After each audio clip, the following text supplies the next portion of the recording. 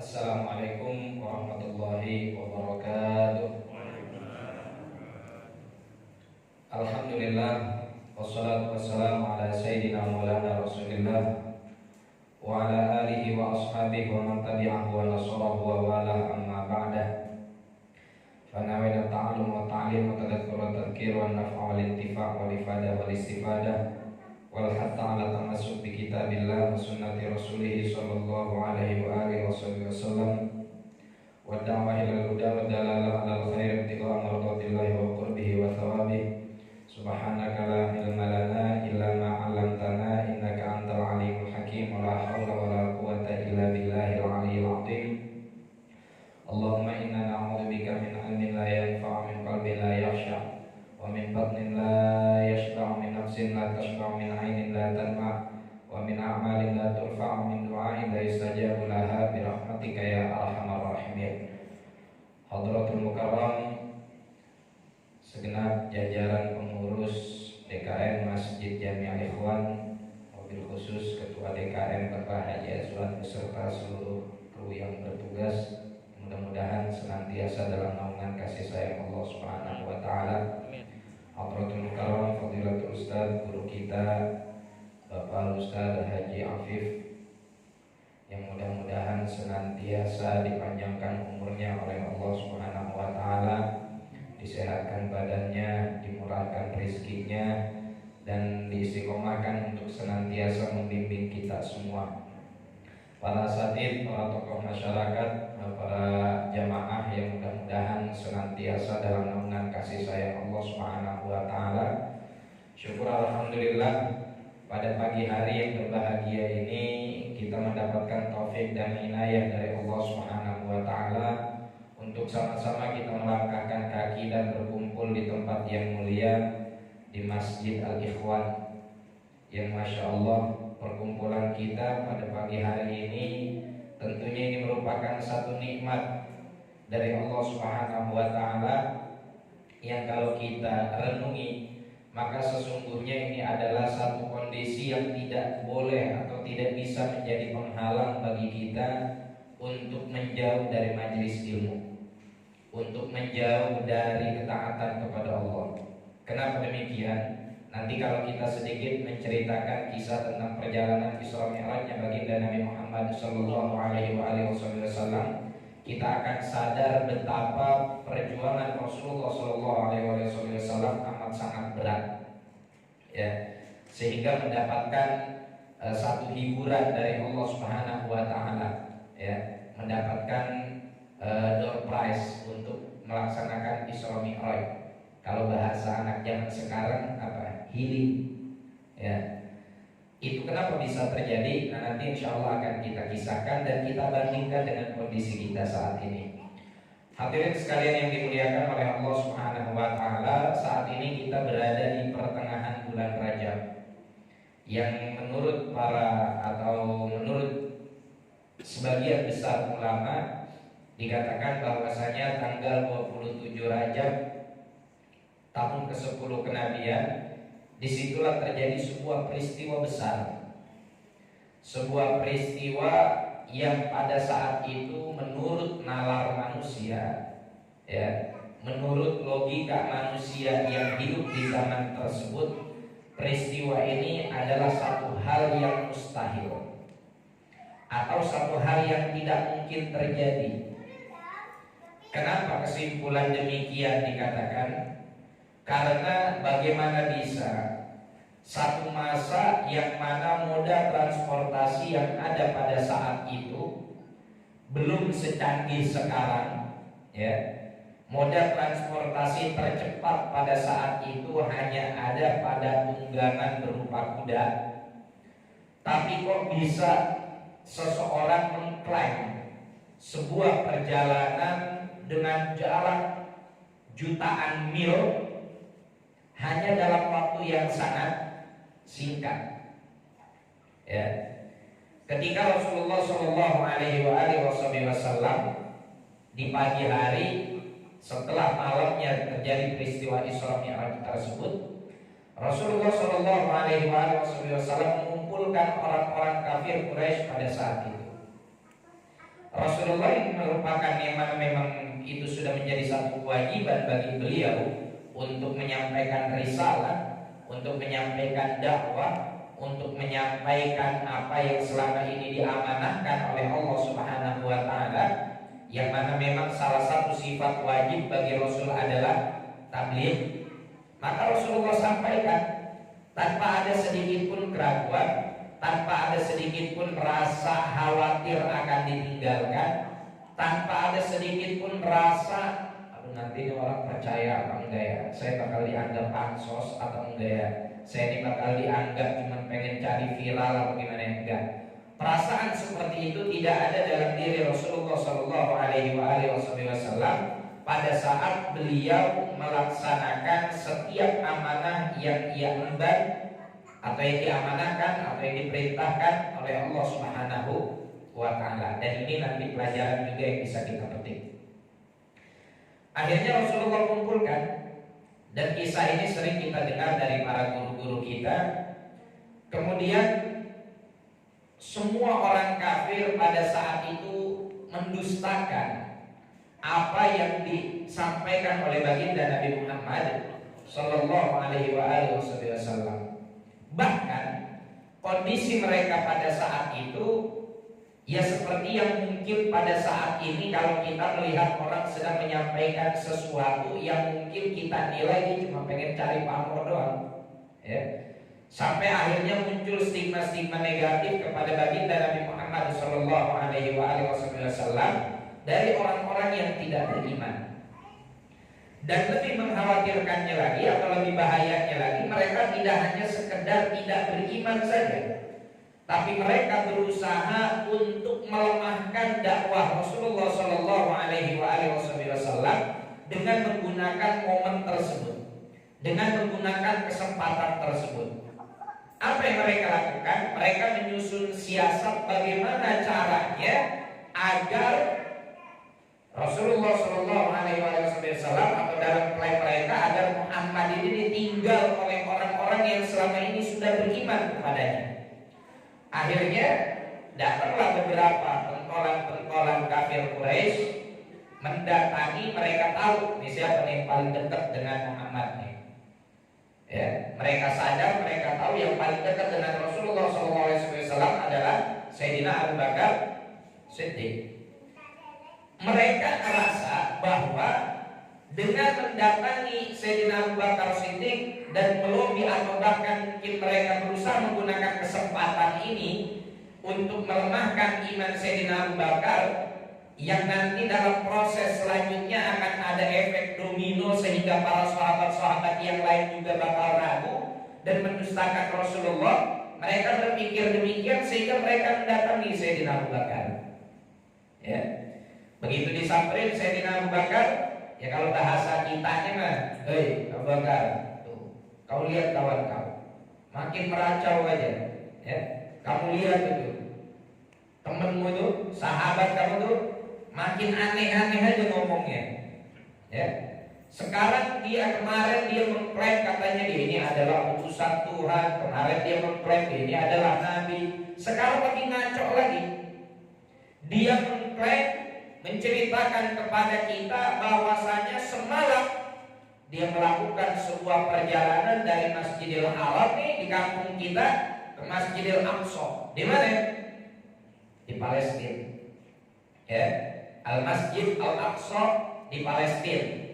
Sebagaimana dijelaskan di dalam riwayat Sahih Bukhari dan Sahih Muslim. Di titik ini ada ada satu hal yang ingin kami sampaikan sebelum kami lanjutkan kepada para jemaah sekalian.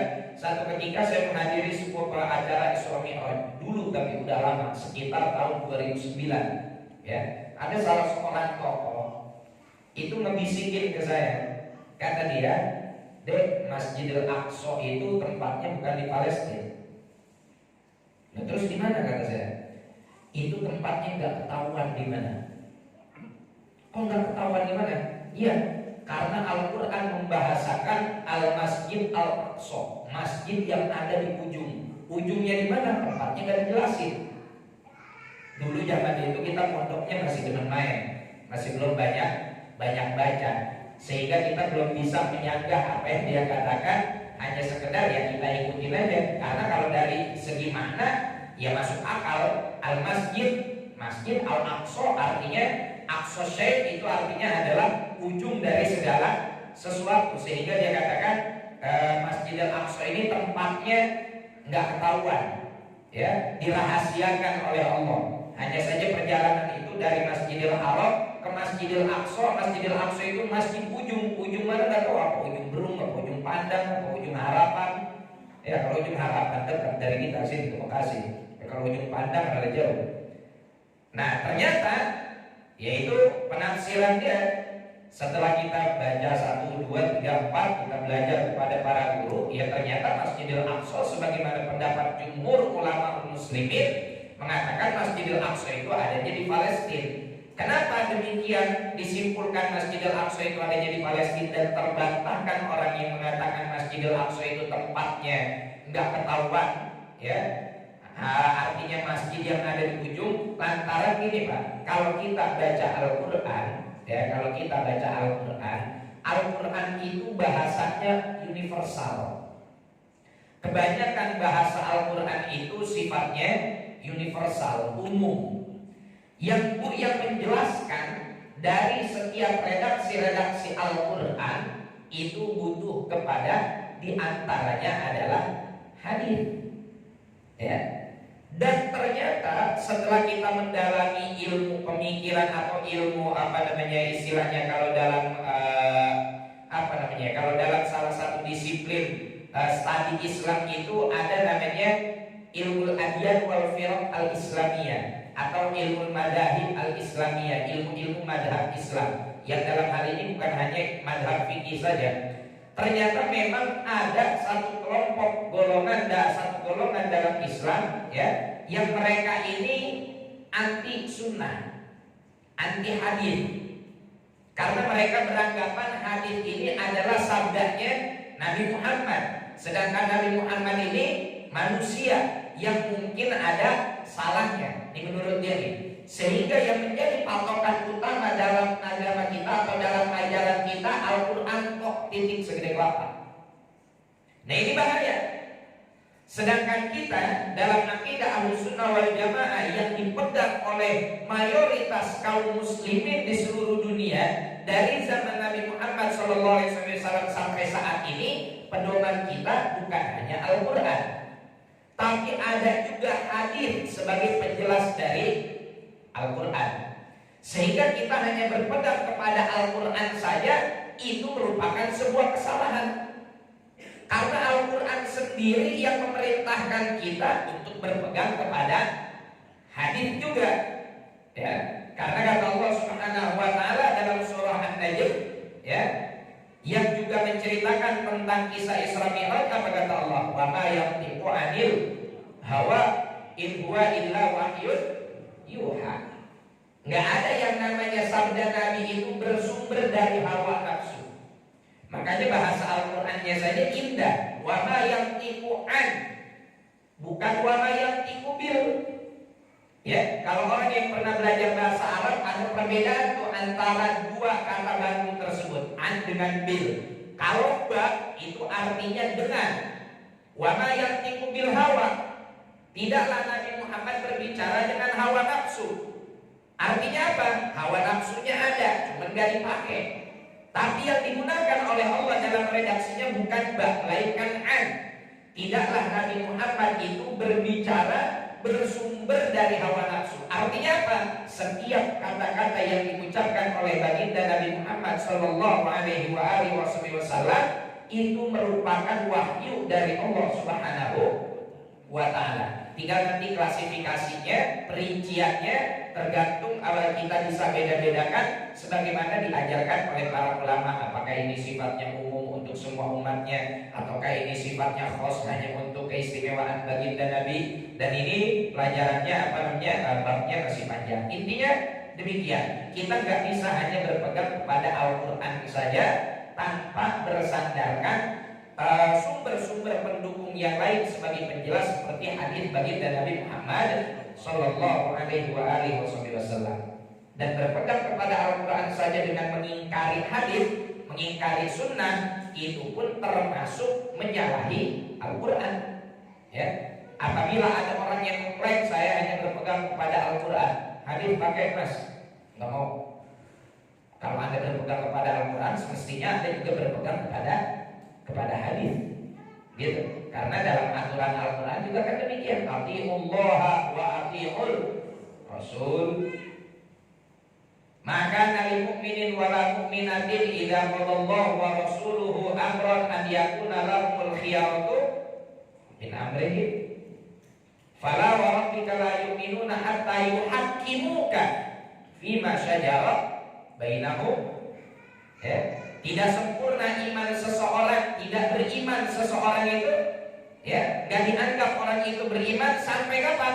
Hatta yuhaqqimuka, sampai menjadikan engkau wahai Muhammad, kata Allah, sebagai hakim yang menentukan dari setiap permasalahan tersebut. Itu satu. Yang kedua, juga bahaya bagi kita jika kita hanya menyandarkan bacaan kita terhadap Al-Quran saja tanpa ada faktor pendukung yang lain. Dalam artian gini, Bapak Ibu tadarus bagus dan harus. Jangan sampai satu hari berlalu tanpa kita satu mushaf, satu halaman aja nggak baca Al-Quran. Ya, ini bahaya. Jangan sampai berlalu satu hari kecuali minimal banget satu ayat lah kalau bahasa orang zaman dulu, atau satu kaca kita baca Al-Quran. Jangan sampai enggak. WhatsApp aja kan kita nggak pernah berlalu. Bangun tidur aja mungkin kita lupa baca alhamdulillahilladzi ahyana. Bangun tidur kita langsung lihat notifikasi WhatsApp, notifikasi Facebook, notifikasi Instagram dan lain-lain, ya.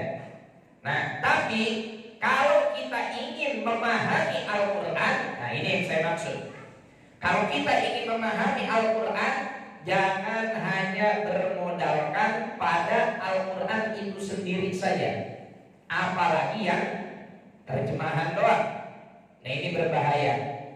Ya, ini berbahaya. Butuh faktor pendukung yang lain untuk bisa kita memahami Al-Quran. Makanya dulu ada seorang gubernur di negeri Waro'an Nahar, atau mungkin bisa zaman sekarang itu petanya adanya di sekitar petanya Rusia. Ya, dia ini bingung kalau baca Al-Quran. Segitu dia udah hafal, udah paham nahwu sorofnya dalam Al-Quran, tapi dia masih bingung. Sehingga bingungnya dia ini dijadikan sebuah pertanyaan. Ditulislah surat kepada Sayyidina Imam Muhammad bin Idris Asy-Syafi'i.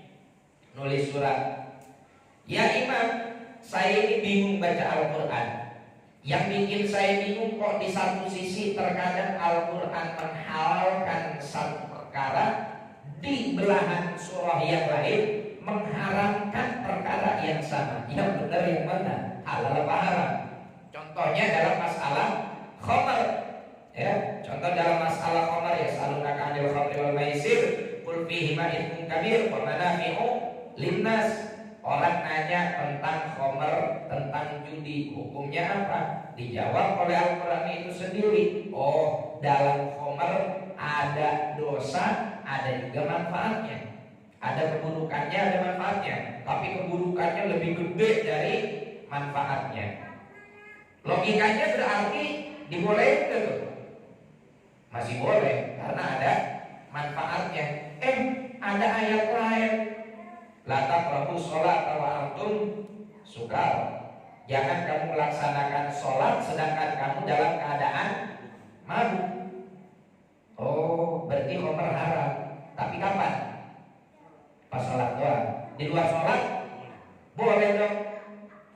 Lalu ada ayat lain, innamal khamru wal maisir wal ansab wal azlam rijsun min amali syaitan fajtanibu.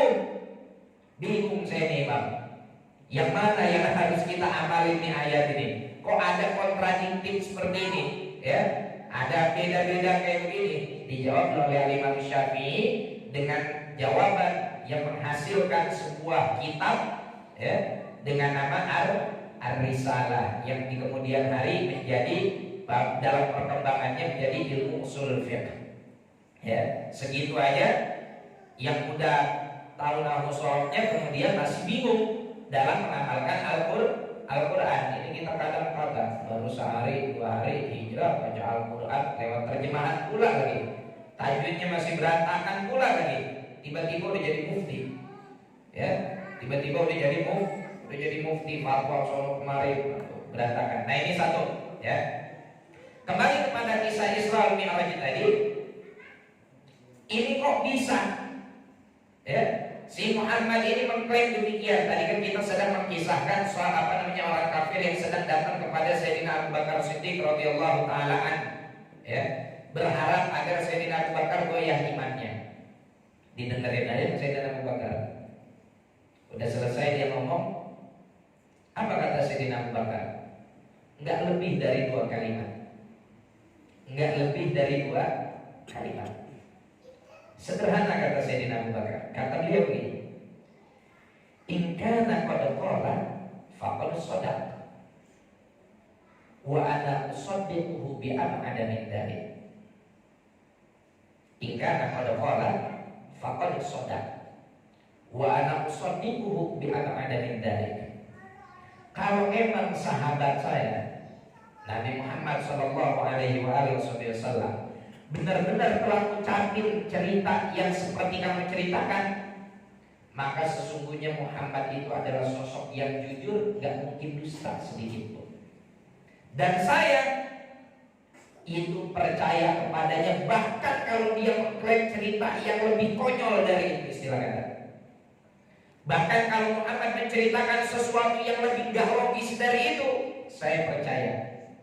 Maka digelari As-Siddiq.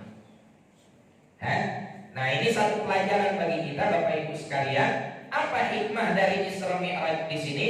Saya ingin menyampaikan setidaknya ada 2 pelajaran penting yang harus kita pahami sebagai seorang mukmin. Ya, mungkin kalau untuk mendengar ceritanya atau mendengar kisahnya, setiap tahun biasanya guru-guru kita, para masyayikh kita maqsor, mereka nggak kurang sedikit pun dalam memberikan edukasi kisah tersebut kepada kita.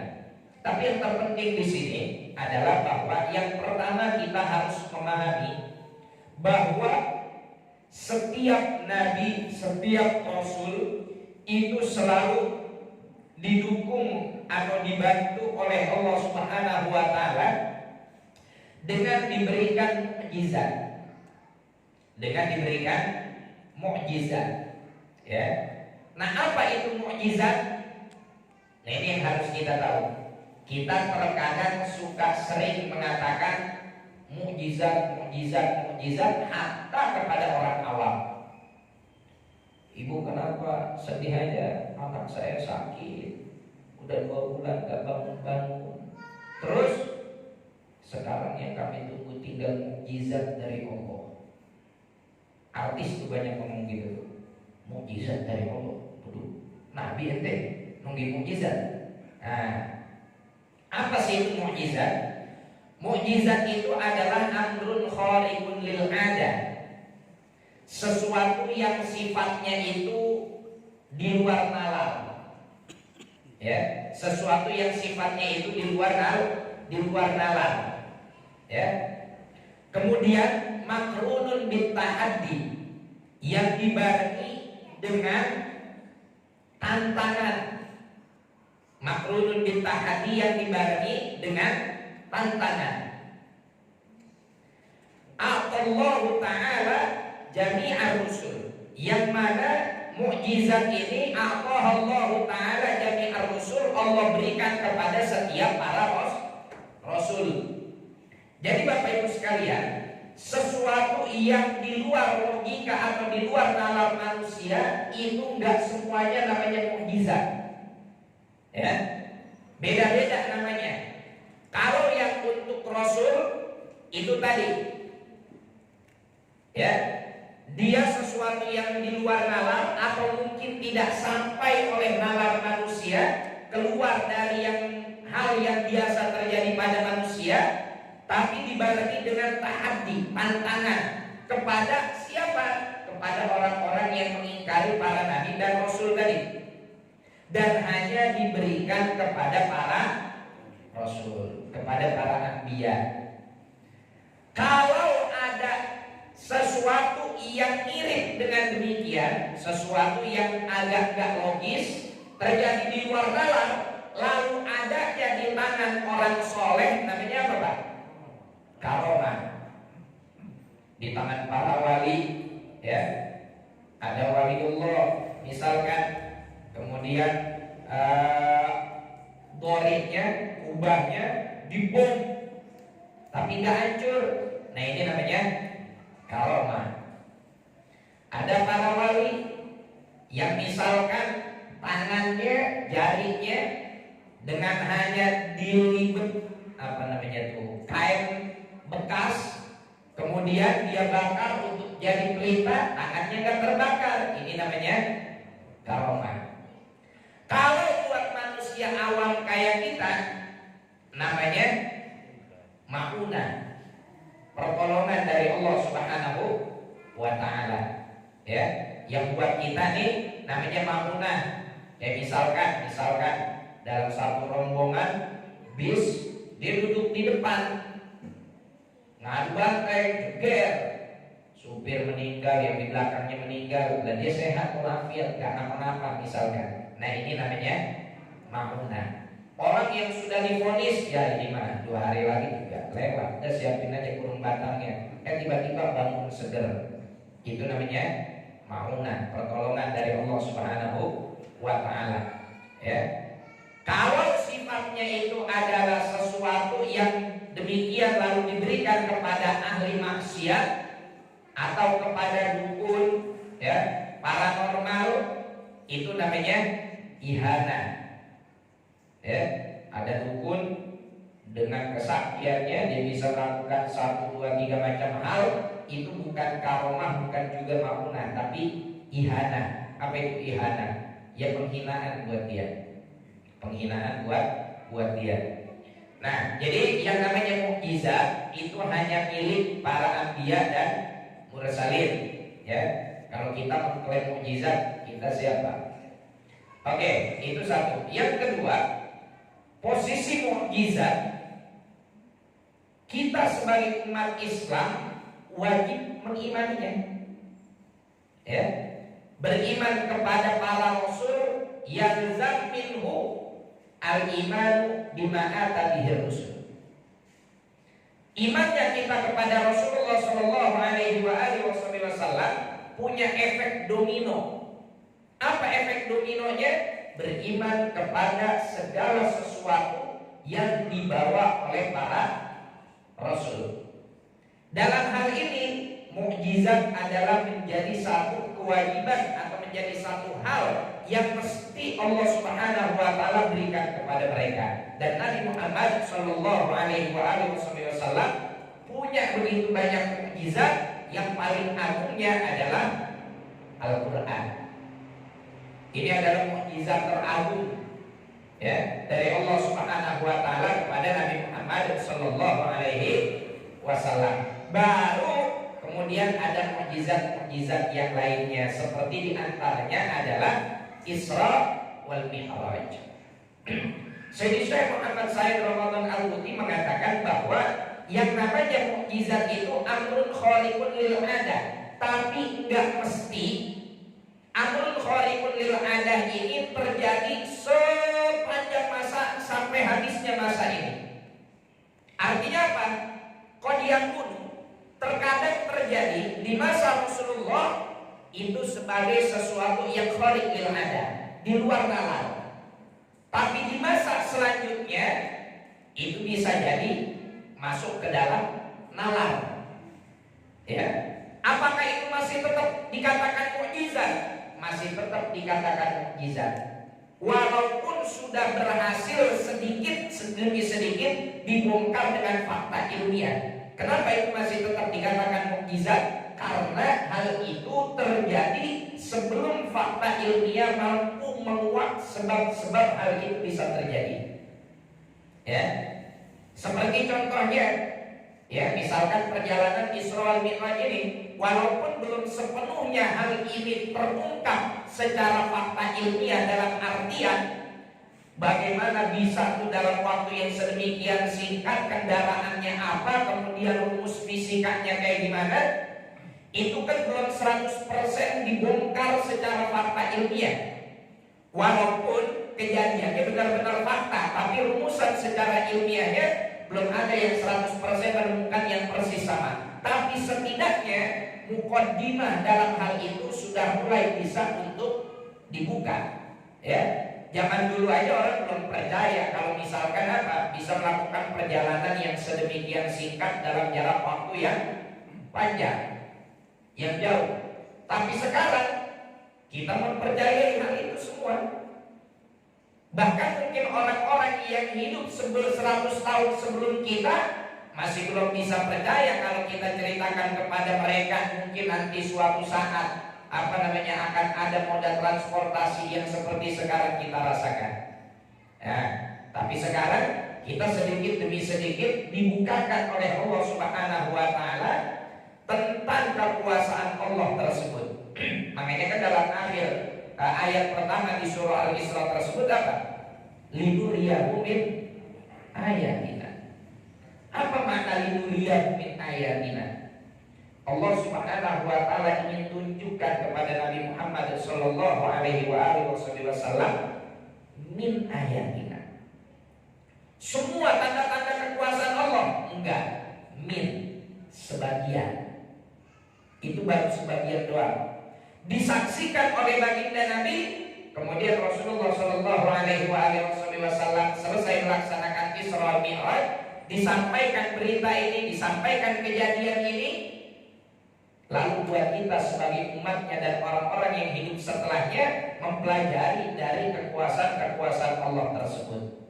Ya, sedikit demi sedikit mulai manusia dibukakan pintu akalnya oleh Allah Subhanahu wa taala sampai sekarang kita bisa merasakan. Bapak dari sini ke Yogyakarta mungkin hanya butuh waktu 30 menit pas sudah di atas pesawatnya, ya. Kalau dari rumah ya mungkin bisa lebih karena harus naik mobil dulu, belum kadang sama macet-macetnya, ya. Tapi setidaknya sesuatu yang dulu kita anggap mustahil sedikit demi sedikit bisa dibuktikan. Nah, kemudian yang dimiliki oleh Rasulullah Shallallahu Alaihi Wasallam dari perjalanan Isra wal Mi'raj ini merupakan sesuatu hal yang kita sebagai orang mukmin wajib meyakininya tanpa ada keraguan. Kalau iman kita pengen mantap, iman kita pengen kuat, maka setiap kemukjizatan ini jangan sekali-kali kita ragukan. Kenapa demikian? Karena ternyata banyak orang yang berusaha untuk merusak akidah kaum muslimin, merusak kepercayaan mereka terhadap mukjizat baginda Nabi Muhammad sallallahu alaihi wasallam, sehingga mereka menulis buku karya ilmiah, karya tulis dengan tujuan untuk menanamkan keraguan kepada kaum muslimin bahwa Isra Mi'raj ini benar nyatanya menurut mereka adalah ilusi semata, atau Rasulullah hanya Isra dan Mi'raj dengan ruhnya saja. Nah, ini yang harus kita jaga Bapak Ibu sekalian. Kalau sudah ke sana, mereka kemudian mensifati Rasulullah ini hanya sosok yang bersifat amokori, ya, si jenius, atau Rasulullah ini dianggap sebagai sosok mubtakir, ya, seorang penemu. Apa kalau bahasa kerennya? Inovator, ya, yang cuma bisa berinovasi saja. Itu sifat-sifat yang berusaha disematkan kepada baginda Nabi Muhammad sallallahu alaihi wasallam, sehingga mereka mengesampingkan sisi nubuwah, mereka mengesampingkan sisi risalah. Padahal yang dilakukan oleh baginda Nabi Muhammad sallallahu alaihi wasallam ini murni adalah nubuwah dan risalah. Dari mana kita buktikan hal itu? Gini Pak, kalau orang itu disebut sebagai inovator, sebagai orang yang ya kayak semodel misalkan Einstein atau semodel Thomas Alva Edison, James Watt dan lain-lain, istilahnya mereka menemukan satu benda, itu mereka dalam setiap eksperimennya mereka murni hal itu mereka lakukan atas dasar idenya gitu loh.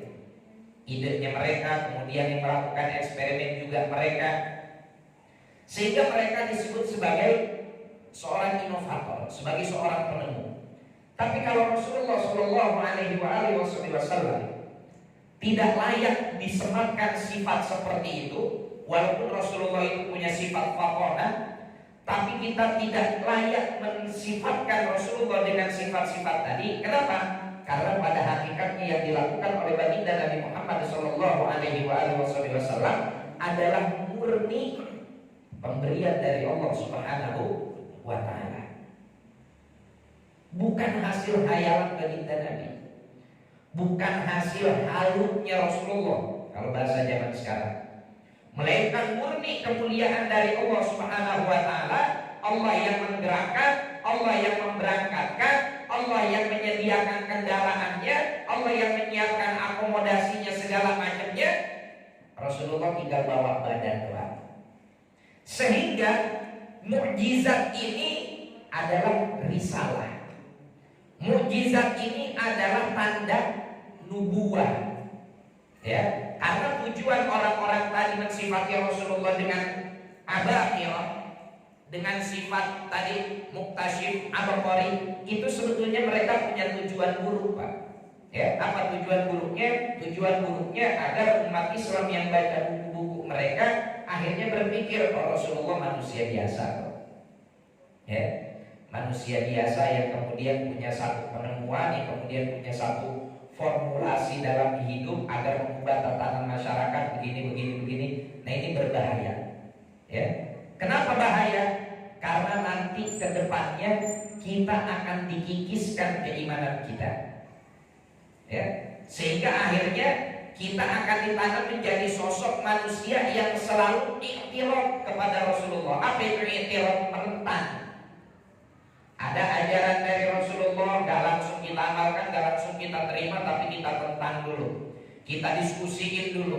Kalau masuk ke akal kita, masuk ke logika kita, baru kita kerjain. Gak logis, gak masuk akal kita gak mau kerjain. Sedangkan dalam aturan agama kita, di mana Allah Subhanahu wa Ta'ala menyampaikan syariat kepada Rasulullah, kemudian syariat itu disampaikan kepada kita, kemudian Allah anugerahkan kita akal.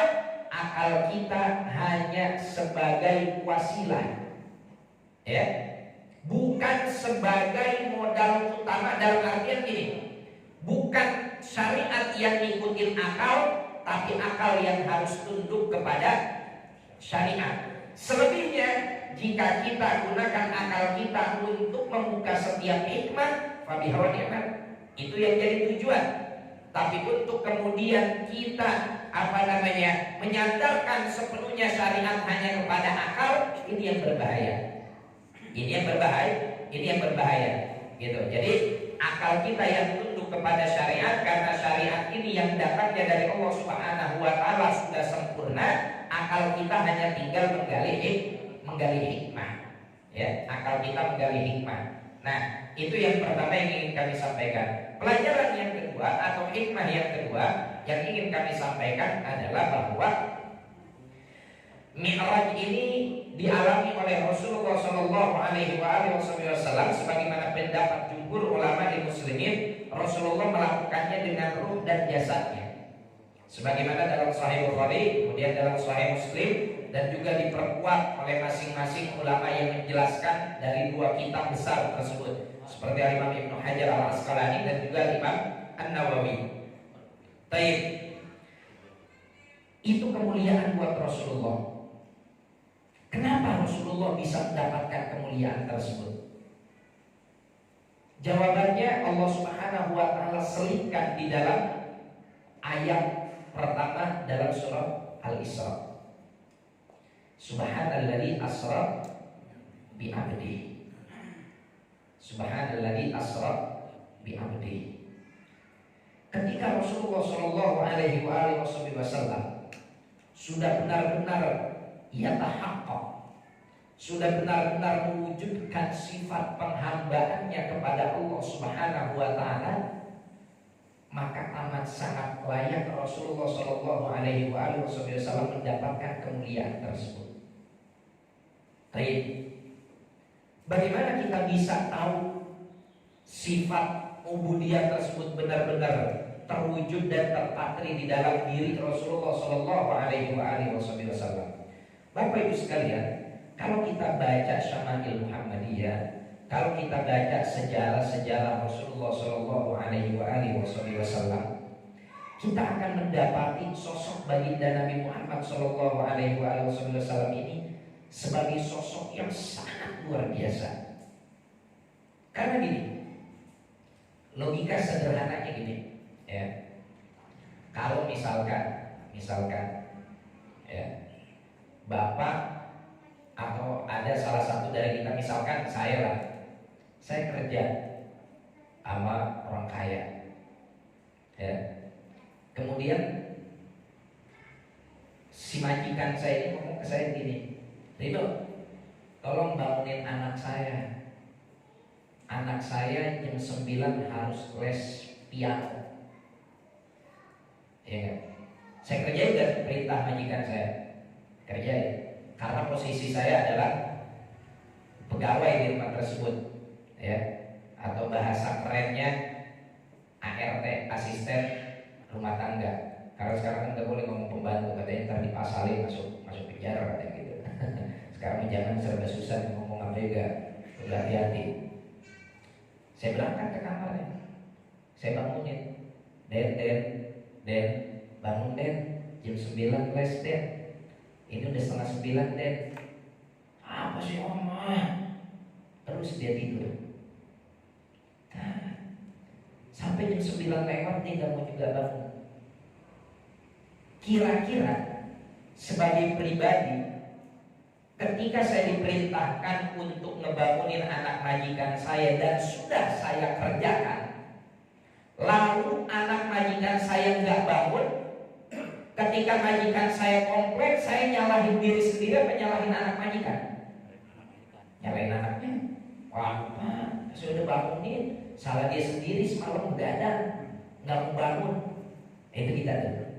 Ketika kita diperintah, kemudian kita laksanakan perintah tersebut, lalu kemudian yang menjadi objek dari perintah tersebut tidak melaksanakan, kita cenderung menyalahkan dia. Tapi Rasulullah enggak. Ketika Rasulullah Shallallahu Alaihi Wasallam diperintahkan oleh Allah Subhanahu Wa Taala untuk ngapain? Untuk berdakwah, menyampaikan risalah Nabi Muhammad Shallallahu Alaihi Wasallam. Kemudian ada di antara mereka yang tidak beriman. Apakah Rasulullah menyalahkan mereka? Rasulullah nyalahin siapa? Menyalahkan diri sendiri. Dan ini yang terjadi sesaat sebelum Rasulullah Shallallahu Alaihi Wasallam di-Isra dan di-Mi'rajkan oleh Allah Subhanahu Wa Taala.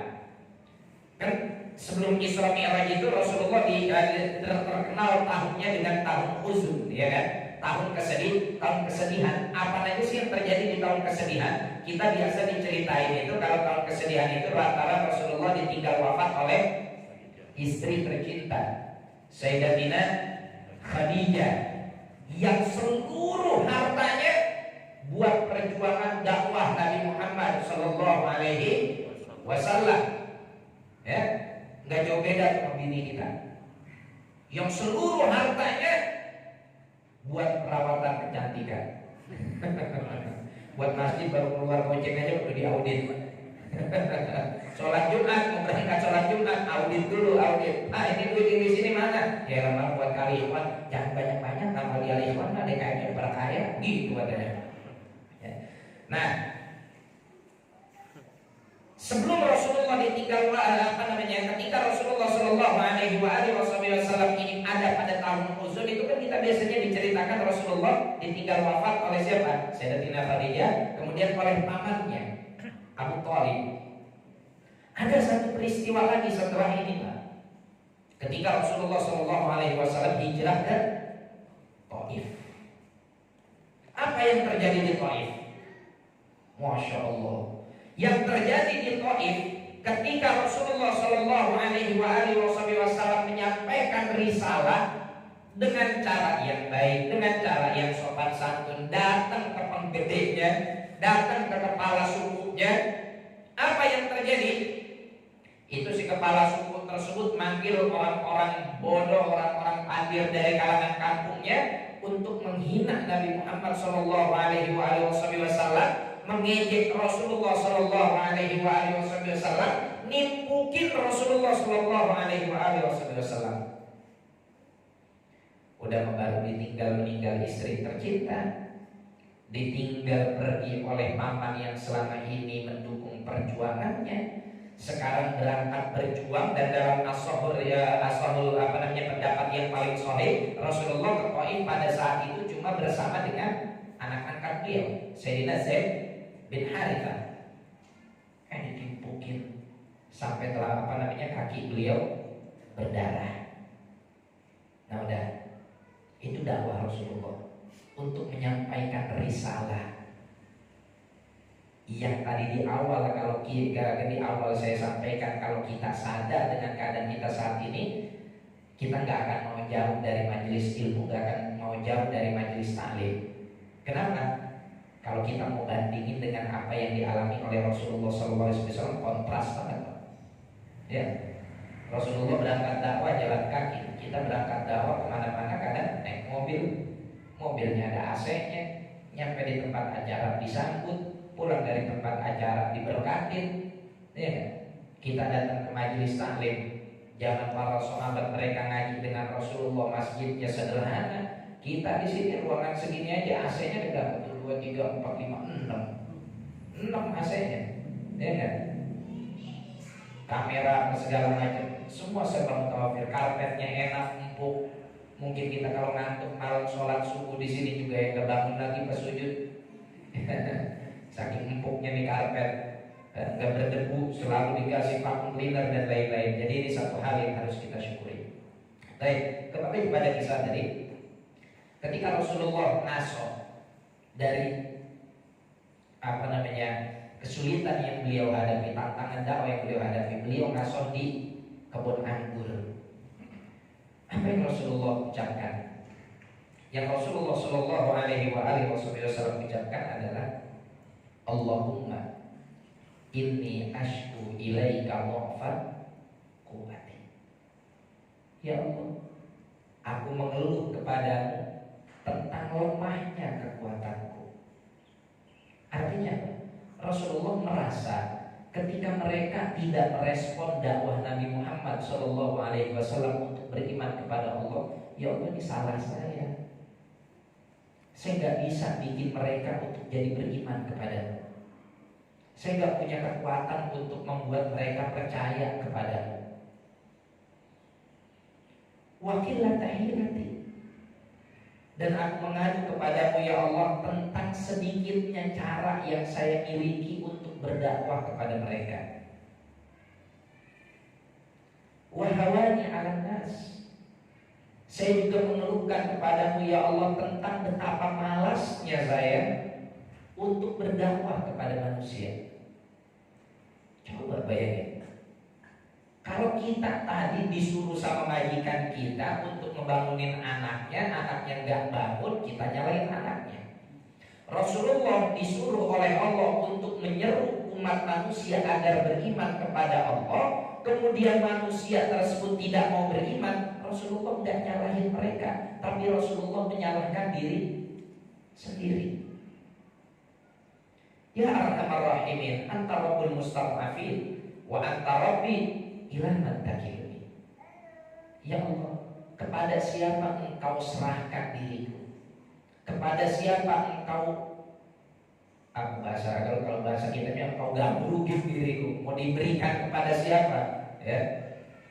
Ila ta'idin yatajahamuni am ila anuin malaktahu amri.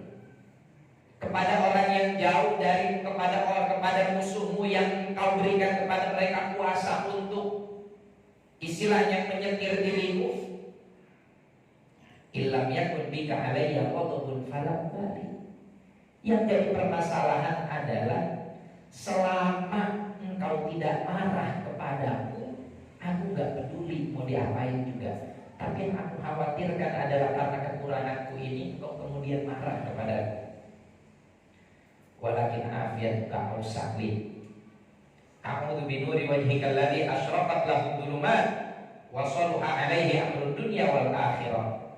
Namun aku yakin bahwasanya afiatmu itu lebih luas bagiku, dan aku berlindung dengan cahaya zatmu yang mana dengan cahaya tersebut setiap kegelapan akan menjadi terang. Kenapa Rasulullah SAW makainya a'udzu binuri wajhik? A'udzu binuri wajhika alladzi asyraqat lahu dhulumat. Padahal bisa aja Rasulullah itu pakai sifat Allah yang lain. A'udzu bikallahumma ya Jabbar, ya Qahhar, ya Muntaqim. Aku berlindung kepada wahai Zat yang Maha Jabbar, yang Maha Muntaqim, yang Maha memberi pembalasan. Bisa aja kan? Agar Allah membalas kepada mereka. Tapi kenapa pakainya a'udzu binuri wajhika alladzi asyraqat lahu dhulumat? Karena Rasulullah sallallahu alaihi wasallam mengibaratkan setiap kekufuran dan kefasikan itu seperti kegelapan. Sedangkan mereka yang berada dalam kegelapan, kekufuran dan kefasikan tersebut harus dikasih cahaya. Mereka itu kayak begitu karena mereka tidak tahu. Kalau mereka tahu hakikat, tidak mungkin mereka menolak dakwah Nabi. Tapi yang bisa memberikan itu semua hanya Allah Subhanahu wa Ta'ala. Makanya Rasulullah Shallallahu Alaihi Wasallam minta kepada Allah dengan doa demikian. Ya. Nah kemudian a'udzubika min antunzilati ghadabak aw yahulla alayya sakhatuk lakal mutba hatta tarda wa la haula wa la quwwata illa billah. Inilah keistimewaan baginda Nabi Muhammad sallallahu alaihi wasallam. Ya. Sehingga disinilah wasful ubudiyah, wasful abdiyah yang ada pada diri Nabi Muhammad sallallahu alaihi wasallam menjadikannya benar-benar hamba yang sangat istimewa. Makanya kan ketika Allah bilang subhanalladzi asra, bukannya bi rasulihi, bukannya bi nabiyihi, tapi bi abdihi. Karena ini adalah sifat yang paling agung. Karena ini orang bisa saja menjadi satu utusan, lalu dengan rumahnya dia mengaku sebagai utusan. Ya, dengan jumawanya dia mengaku sebagai utusan. Saya utusan presiden, saya utusan pejabat fulan, saya utusan pejabat alat. Tapi ketika Rasulullah Shallallahu Alaihi Wasallam memilih sifat abd sebagai satu gelar yang terindah baginya, ajlisu kama yajlisul abd, maka disinilah menjadi satu pertanda bagi kita bahwa kalau kita ingin dimuliakan oleh Allah Subhanahu wa Ta'ala, kita harus wujudkan sifat abdiyah itu kepada diri kita. Kalau kita sudah wujudkan sifat abdiyah ini kepada diri kita, Allah pun akan muliakan kita dengan mi'raj. Apa yang mi'raj? Ruh kita. Para masyayikh kita selalu mengatakan, setiap kali seseorang melaksanakan setidaknya satu sunnah di antara sunnah-sunnah Rasulullah, setiap sunnah itu akan menaikkan level ruhnya, akan menaikkan level batinnya. Kalau Rasulullah Shallallahu Alaihi Wasallam melaksanakan mi'raj dengan seluruh tubuhnya dan juga ruhnya, dan kalau Rasulullah berhak untuk itu karena memang sifat abdiyahnya gak ada yang bisa nyamain. Gak ada yang bisa nyusul, gak ada yang bisa selevel dengan sifat abdiyah Rasulullah. Tapi pintu mi'raj masih terbuka buat ruh-ruh kita. Dengan syarat itu tadi, kita wujudkan sifat penghambaan itu kepada Allah Subhanahu wa Ta'ala. Dengan cara apa? Dengan cara kita benar-benar meyakini apa yang dibawa oleh Rasulullah Shallallahu Alaihi Wasallam. Karena kembali firman Allah, fala wa rabbika la yu'minuna hatta yuhaqqimuka fima shajara bainahum thumma la yajidu fi anfusihim harajan mimma qadaita wa wa yusallimu taslima. Dengan ayat ini kita tutup kajian kita pada duha yang berkah ini. Demi Allah, tidak beriman seseorang hatta yuhakimuka, sampai mereka benar-benar menyerahkan seluruh pelana hidupnya, seluruh kendali hidupnya, baik itu ideologinya, baik itu cara hidupnya, baik itu cara tidurnya, cara berjalannya, cara apapun itu, sampai benar-benar mereka serahkan semua itu kepada tuntunanmu. Fima syajara bainahum, atas apa yang selama ini terjadi di antara mereka, baik itu pergulatan antar ideologi atau pergulatan dalam urusan duniawi antar sesama atau antara dia dengan batinnya, ya. Fima syajara bainahum, ya, antara kita dengan tetangga, misalkan kita ada masalah dengan tetangga, ada hal apa itu, ya, kita tahkim kepada Rasulullah. Rasulullah ngajarin hal apa yang diajarkan oleh Rasulullah dalam sengketa ini misalkan, atau sengketa batin kita dalam hal ideologi, dalam hal pemikiran, dalam hal lifestyle, dalam hal gaya hidup dan lain-lain. Itu juga kan terkadang suka bergulat, gak suka bergulat di dalam hati kita. Kepada siapa kita serahkan ketentuan dan keputusannya? Kepada Rasulullah. Apakah cukup hanya dengan menyerahkan itu? Enggak. Tsumma yajidu min fi anfusihim haraja. Ketika dia ada sengketa dengan tetangga, ketika ia ada sengketa dengan batinnya, dengan pikirannya, dengan akalnya, kemudian sudah dikasih solusinya dari tuntunan Rasulullah, harus diikuti dengan sukarela dan tidak ada sedikit pun di dalamnya haraj, keberatan. Wa yusallimu taslima, dan diserahkan sepenuhnya kepada Rasulullah sallallahu alaihi wasallam. Kalau sudah kita lakukan ini semua dalam kehidupan kita, maka ruh kita akan mi'raj. Ruh kita akan naik levelnya. Dan orang yang level ruhnya lebih tinggi itu pasti berbeda dengan orang yang level ruhnya rendah, ya.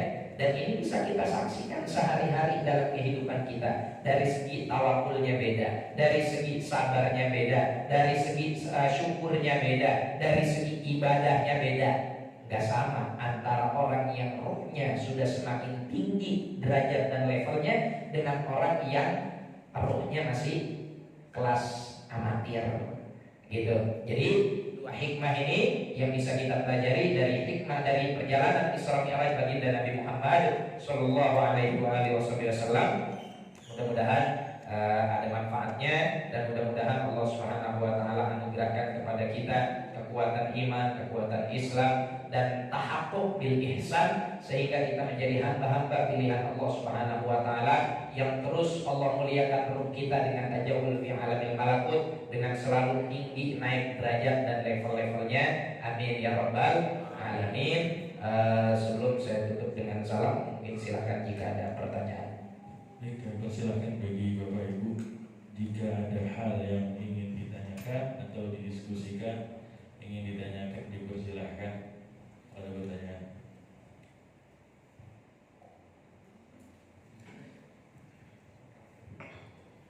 Assalamualaikum warahmatullahi wabarakatuh. Waalaikumsalam. Terima kasih Ustaz untuk kajian hari ini. Saya ada pertanyaan. Saya pernah mendengar ini hadis atau sebuah ucapan dari orang soleh, as-salatu mi'rajul mu'minin. Seperti sholat itu untuk orang mukmin adalah mi'raj orang mukmin. Ini hadis atau bukan, atau ucapan soleh.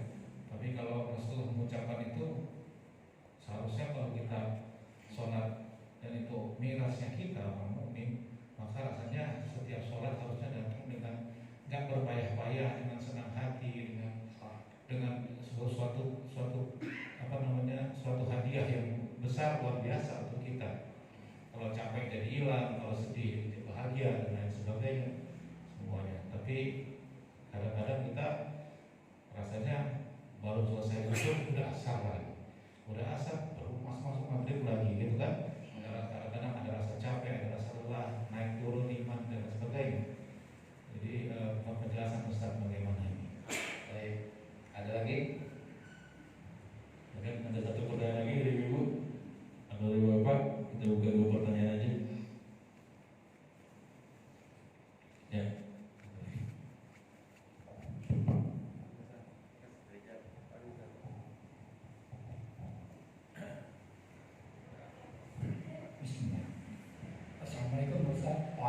Waalaikumsalam warahmatullahi.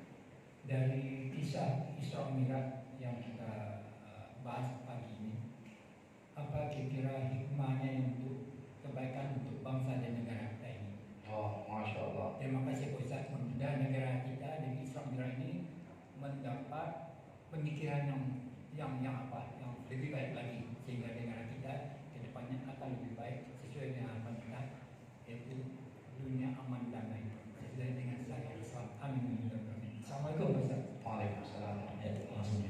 Baik. Untuk pertanyaan yang pertama, as-salat mi'rajul mu'min, ya. Ini terus terang aja, saya sendiri belum belum mentahqiq kepada siapa makalah ini dinisbatkan. Mungkin Ustaz Afif tidak si maklumat. Jadi saya sendiri belum tahu kepada siapa ucapan ini disandarkan. Insya Allah nanti kita cari untuk tahqiqan atau tahriknya kepada siapa ini dinisbatkan secara secara detail, ya, karena kita juga nggak berani untuk mengatakan sesuatu yang kita nggak tahu, ya. Tapi dari itu semua, ya, kalaupun memang ini terlepas dari ini apakah sabda Nabi atau kalam salaf, baik itu sahabat atau tabi'in atau tabi'in, maka jika kita resapi maknanya, jangankan sholat, ya. Setiap amalan sunnah saja itu menaikkan level ruh kita. Seperti dalam hadis sahih ketika Rasulullah Shallallahu Alaihi Wasallam bilang, saya rindu kepada saudara-saudaraku. Kemudian para sahabat radhiyallahu taala anhum bingung. Rasulullah, emang kita ini bukan saudaramu? Kata Rasulullah, antum ashabi, kamu ini sahabat-sahabatku. Terus siapa saudaramu? Saudaraku adalah orang yang nanti datang setelahku. Aku belum pernah melihat mereka belum pernah melihatku, tapi mereka beriman kepadaku. Kemudian mereka nanya lagi, sahabat nanya lagi, bagaimana bisa tahu mereka adalah orang-orang yang beriman kepadamu? Rasulullah kasih analogi, ya. Kalau seandainya ada kuda putih di tengah-tengah kuda yang berwarna hitam, ketahuan gak tuh kuda yang berwarna putih? Oh ya pasti ketahuan. Nah kayak gitulah mereka. Nah, bagaimana mereka itu bisa putih, maksudnya bisa menjadi putih di tengah-tengah yang hitam? Karena kata Rasulullah Shallallahu Alaihi Wasallam, ya, asbiqul wudu wailun lil aqabi minan nar fa innahum yatuna hurran muhajjalina min atharil wudu. Karena mereka datang itu bercahaya seluruh tubuhnya dari efek mereka berwudu. Semakin kita rapi wudu kita, akan semakin bercahaya diri kita, ya, akan semakin bercahaya ruh kita. Ini wudu, sedangkan wudu adalah muqaddimatus shalah, miftahus shalah at-tahur. Kunci dari salat kata Rasulullah SAW adalah tahur, ya, bersuci atau taharah itu. Maka amat sangat logis jika dikatakan, terlepas ini apakah sabda Rasulullah SAW ataupun ini adalah kalam salaf, amat sangat logis jika dimaknai bahwa as-sholatu mi'rajul mu'min. Kalau kita sudah sadar hal itu dari syawahid atau dari bukti dalil yang lain bahwasanya sholat ini akan menaikkan kualitas ruh kita, maka sebetulnya nggak logis kalau kemudian kita bermalas-malasan dalam sholat. Dan jelas Rasulullah, Allah Subhanahu wa taala tegaskan kepada kita, inna sholata tanha 'anil fahsya'i wal munkar. Sholat itu mencegah dari perbuatan keji dan munkar. Itu manfaat dari kita melaksanakan sholat, gitu. Sehingga ya kemudian apa sih perbuatan keji dan munkar? Perbuatan keji dan munkar itu ya segala sesuatu yang melanggar syariat Allah, itulah perbuatan keji dan munkar. Kemudian juga Allah katakan qad aflahal mu'minun alladzina hum fi shalatihim khashi'un, ya, beruntung orang-orang yang beriman. Siapa? Mereka yang dalam sholatnya itu khusyuk, ya. Sehingga kalau kita pahami makna-makna ini, amat sangat sayang apabila kemudian dalam sholat kita hanya sekedar berlalu begitu saja. apalagi tanpa kita amalkan sunnah-sunnahnya, tanpa kita perhatikan adat-adatnya. Nah, dari sini bisa kita tarik kesimpulan untuk jawaban yang kedua dari Pak Haji, apa sih manfaat dari Isra Mi'raj atau pelajaran apa yang bisa kita ambil untuk istilahnya merapikan bangsa dan negara kita, gitu ya kira-kira. Oke, baik. Kalau orang sudah benar-benar mengimplementasikan setiap ajaran sholat di dalam dirinya, ya, di dalam dirinya, maka negara ini akan menjadi negara yang makmur. Kenapa demikian? Satu, sholat ini kan perintah Allah, melambangkan kalau dia ini adalah orang yang taat. Yang melaksanakannya adalah orang yang taat. Sedangkan orang yang taat kepada Allah berarti digelari sebagai orang yang bertakwa. Kalau sudah bertakwa, apa yang terjadi? Walau anna ahlal qura amanu wattaqaw. Apabila penduduk satu negeri itu beriman dan bertakwa, apa yang Allah berikan? La fatahna alaihim barakatin minas samai wal ardh. Akan kami bukakan keberkahan dari pintu-pintu langit dan juga dari pintu-pintu bumi. Sekarang ini kenapa negeri kita, misalkan kita lihat ya perilakunya, masyarakatnya, kemudian banyak yang gak beres lah. Kita lihat bagaimana masyarakat kita, hubungan mereka dengan Allah dalam sholat, yang notabene sholat ini adalah oleh-oleh dari Isra wal Mi'raj. Berapa sih persentase orang yang sedang ini dari sini sampai ujung sono? Berapa yang mulazim ketika mereka ada di rumah kemudian sholat berjamaah di masjid? Atau ketika mereka ada di rumah walaupun nggak berjamaah di masjid, mereka sholat berjamaah di rumah? Ya, masjid kita kan penuhnya udah ketahuan jadwalnya. Setahun 2 kali, Idul Fitri dan Idul Adha. Jadi gitu korelasinya, hubungannya.